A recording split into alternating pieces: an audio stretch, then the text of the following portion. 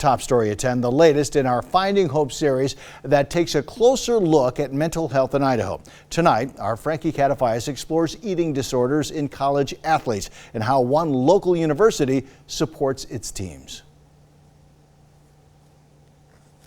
It consumed my every thought every day. Former Boise State basketball player Denise Matheson had an eating disorder while competing for the Broncos. A comment made by her coach triggered the sudden quest to be thin. We were sitting there in her office, just her and I, and she just, jokingly said, you've really got a little extra junk in the trunk. It hit me to the core because I thought that I was doing well. I gave all of myself, especially my first year. According to the National Eating Disorders Association, 20 million women in the U.S. will meet criteria for an eating disorder at some point in their lives. Recent studies show more than 1/3 of female athletes in the NCAA are at risk of suffering from anorexia, and 25% have disordered behaviors. We talk about the comments of, maybe you shouldn't eat that because it'll make you a little bit slower. There's also the comment of, man, you look fabulous.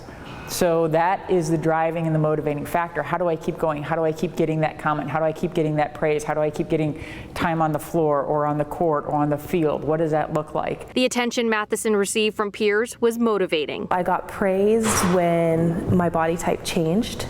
The summer between my freshman and sophomore year, I was very much praised, which then just fueled the fire. If I ate something that I thought wasn't right, or if I ate too much of something, running it off or biking it off or not eating the next day. Her way of life began affecting how she lived her life. I restricted my diet, which of course restricted my energy level.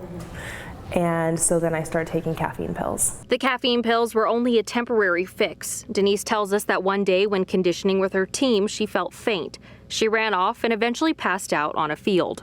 That was very much my rock bottom of this is out of control when I woke up in the hospital. No one knew and no one asked Denise about her eating disorder. After her hospitalization, Denise left BSU and took some much needed time off. For some reason, it just seems like a lot of other addictions that it's very hard for people to talk about it. And there's just so much shame. How do we open the conversation about whole health, not just how much do you weigh? At the College of Idaho, Regan Rossi, former basketball coach turned athletic director, takes the whole health of her athletes to heart. We want to make sure that they're supported in any way we possibly can. That's really important because when you go through these things, it can be embarrassing. With the Health and Wellness Center and athletic faculty on hand to help any athlete in need, Rossi wants her athletes to know they are supported. Sometimes swallow the pride a little bit and come say, hey, I'm struggling with this. I need some help. And when they do that, we're all hands on deck. Frankie Catafaias, 6 on your side.